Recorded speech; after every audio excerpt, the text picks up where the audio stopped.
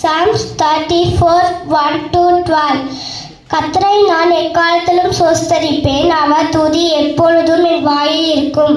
கர்த்தருக்குள் என் ஆத்துமா மேன்மை பாராட்டும், சிறுமைப்பட்டவர்கள் அதை கேட்டு மகிழ்வார்கள்.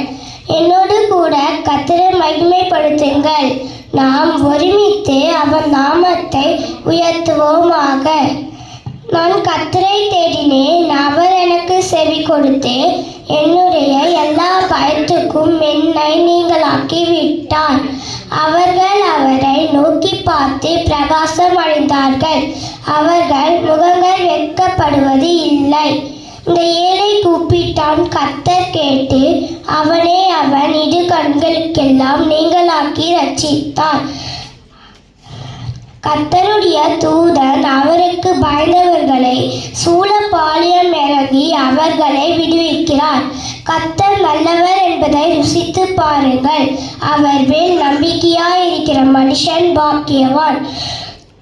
கர்த்தருடைய பரிசுத்தவான்களே, அவருக்கு பயந்திருங்கள், அவருக்கு பயந்தவர்களுக்கு குறைவில்லை. பிள்ளைகளே, வந்து எனக்கு செவி கொடுங்கள், கர்த்தருடைய பயப்படுதலை உங்களுக்கு போதிப்பேன். நன்மையை காணும்படி ஜீவனை விரும்பி நீடித்த நாட்கள் எல்லாம் அபேசிக்கிற மனுஷன் யார்? Psalms 91:1-10.